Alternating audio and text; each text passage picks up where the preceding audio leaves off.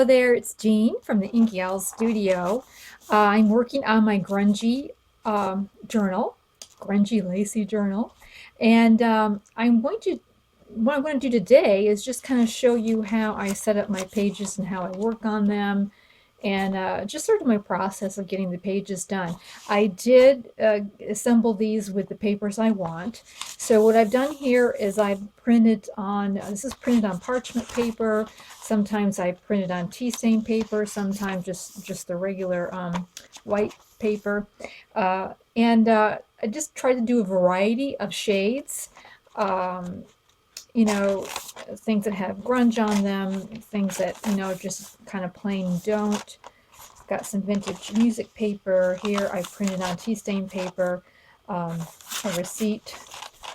This here I printed on deli paper.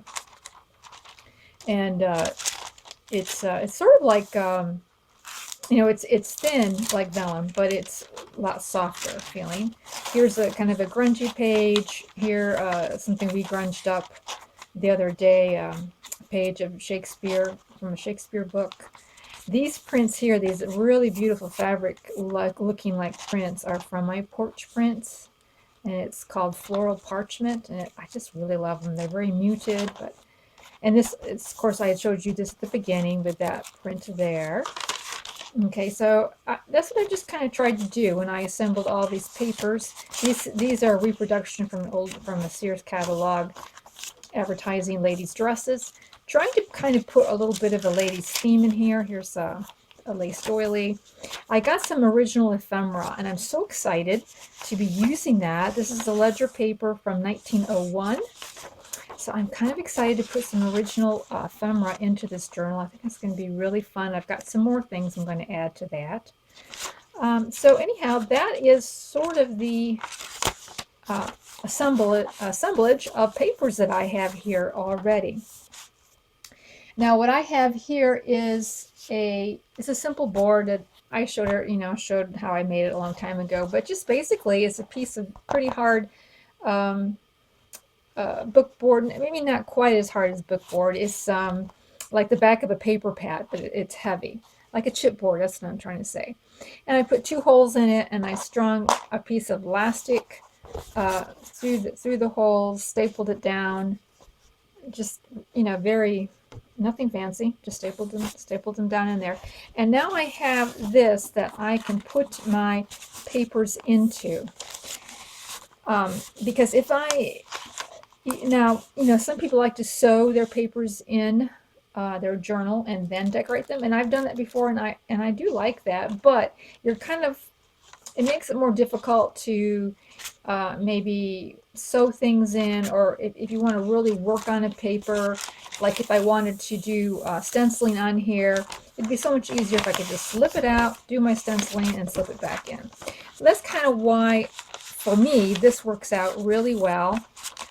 To kind of have it looking, so I had this general idea of how the papers are flowing, right? So to help me prevent, not that it always does, but to help me prevent putting a whole bunch of ephemera on one side and not enough on the other side, just helps me to space everything out just a little bit more. So that's kind of the way I set that up to begin working on it. Now what I want to do right now is I plan to speed this up and have a voiceover on it, but I'm going to just show how I'm putting stuff in there and getting it set up and ready, so that then I can sew it into my journal. I do try to not put too much, like if I put a pocket, I don't fill the pocket. I wait until I do sew it in, because it does make it kind of heavy. But I'm just sort of putting in pockets, seeing where I want to do some stamping, some stenciling. Maybe I'll end up rearranging one of these sheets of paper. Where do I want to put some tabs? Do I want to sew in some cloth tabs on the side? This is kind of where I am at this particular stage. So I will, we'll just get started. I pulled out some stencils that reminded me of fabric prints, the polka dots and some of these other repeating prints. And I'm going to use that to randomly add some stenciling to the pages. I'm using a makeup brush in Distress Oxide Vintage Photo. And I load up my brush just a little bit, not overly done, and I'm just going in and randomly and putting in the stenciling. I think I'm kind of experimenting here as to how hard I press and what happens. There we go. It's a little bit more defined there. But I'm just doing it randomly because I want it to have a real disrupted, piecey look to it. Now, stenciling is really, it can go anywhere, it seems like. And here I'm using a repeated pattern just to put on a place where it's already printed and it's already busy looking. It kind of helps to even unify all the elements a little bit. You know, you can just add it to anything. It doesn't have to be a plain sheet. And here I have a printed sheet, and we can just oops, I think I do that later. Here we go. And so the more open your stencil is, of course, the more it's going to pick up on the inking. And some places I press, some places I do it very lightly. So it's sort of like heavy for a little spot and then a little light brush on the other areas. So that the stenciling itself, it has a lot of variegation to it. And just randomly putting it here and there. It's always fun because you don't really know what it's going to look like till you get done. It's kind of a fun process anyways. I enjoy it. Here, even on a printed page, it's nice to add a little bit of stenciling. And it would be great to put these, put the stenciling on other items too, like tags. Of course, you'll have to be careful with any kind of moisture because the oxides will run. But then you can always stencil with a more permanent, like a stays-on ink.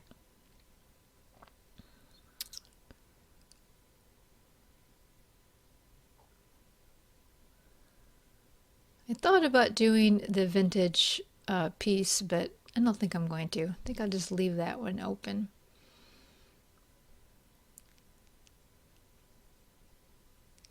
And each page is unique then. You can't hardly do the same thing twice. You can do the same method, but each one's going to come out slightly different.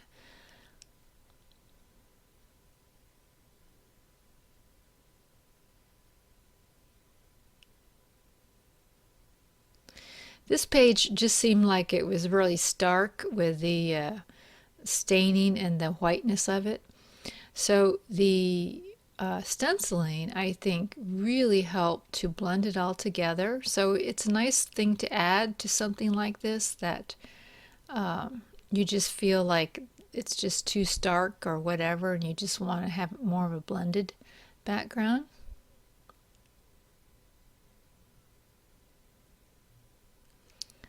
And with this one, I am matching up the patterns. And I think that's it. I think that's all I did in this on this signature, and I will do the other one off camera. So now that I've done the stenciling, I'm going to go through and put in the fabric, or here in this case is lace pockets.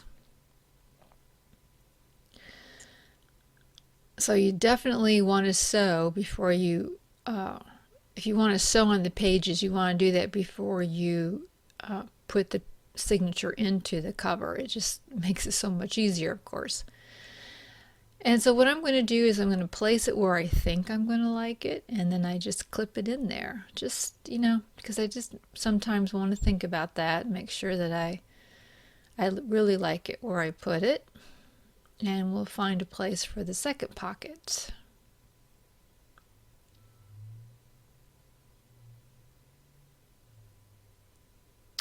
And like I said before, seeing that all the pages kind of assembled in this way helps me to space out all these different pieces of ephemera. Now I have a glassine envelope. The ones in my shop are much smaller and they fit at the bottom of a page really well, but these were just happened to be a little larger, so I'm going to use them in a different way than I usually use envelopes. And I'm going to put them in horizontally and have like a double pocket. So I'll glue it on 3 sides and have a place in the back of the envelope and inside the envelope for a pocket.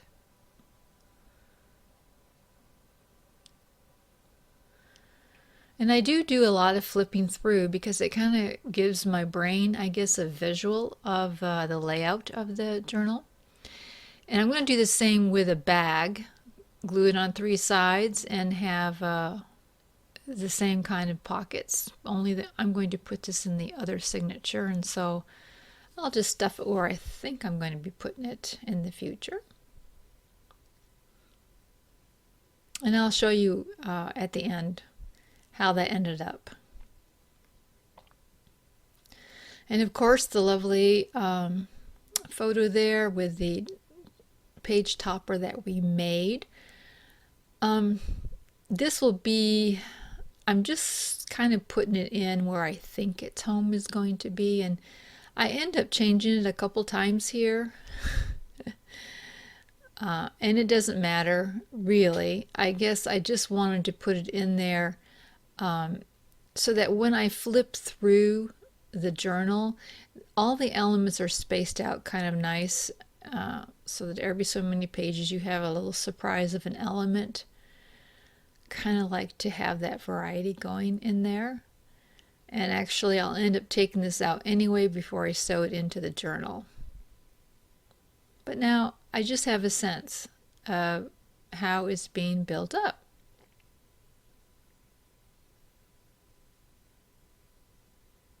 I'm going to add another element that I thought was kind of fun. I have some fabric that I'm going to be using in the journal, and I tore off some strips. I'm going to anchor it on a page with the stick glue just to anchor it. And I have a piece of pearl cotton that I've knotted, of course, on the other end. And I'm going to sew just a rudimentary stitch, get that out right, up the side. And I'm not paying super close attention to how straight or how even I'm making them. Just making them, eyeing it up a little bit. Because I really don't want it to be a perfect stitch. I want it to be a little off-centered, a slight bit, just to add to that grungy, worn look, as if something got torn and the person who just want to do a quick repair on it might have it look. So I'm just going up the one side, just simple, and then when I get to the end, I'm going to be putting a knot in it the same way that we knotted on the slow stitching a couple episodes ago. Just making the loop, putting the needle in behind it, holding the point down where I want the knot to stop, and just pulling on it. And I do about 3 to 4 times just to make a nice little bumpy knot there, and I leave a little bit of a tail.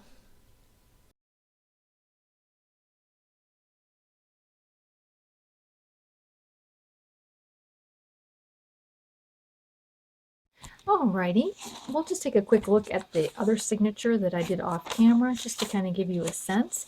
And I went ahead and I sewed in the lace pockets. I'm using a matching thread. Sometimes I use a contrasting one. And we'll just go through and see how this one is shaping up. Just love that. And here's some of that fabric I stitched on. Beautiful middle. A little flip out page, another pocket that I've sewn on here.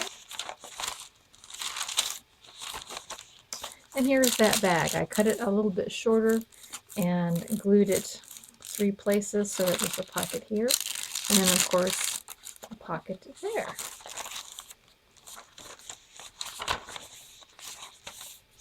And that's it. So just thought I would show you that really quick. What I've also done, I've also made these snippets and just merely got, you know, strips of fabric and piled on them different pieces of little bits of ephemera and did a little stitching, a couple stitches up and down. Is all I basically did with these. Made them kind of fat, I would say, or wide. And got those. I may end up cutting them down, the fabric, a little bit, but my goal was to be gluing these onto the edge of the different pages every so often, so that when you got done, you kind of saw this buildup of pieces of fabric and whatever just sticking out of the edge of the papers. I may have to, you know, cut some of this off, I don't know. But that just was my intent in getting these done. I had thought about sewing them in, but I think what I'm going to do is just glue them in. When I assembled them, I did it a lot like what I did with stitching. I just took a piece of the glue stick, put a little bit of that down as I put down the pieces of paper over the cloth so that it would help hold together. I let it dry a little bit, and then I went with my machine and went up and down. And that's how I assembled those. So what's left to do, I think, for the next step is I have this piece of course we have our cover, but I have a piece of twill cotton that I've stained up a little bit, and I'm going to probably sew some pockets in here before I sew it onto the front cover.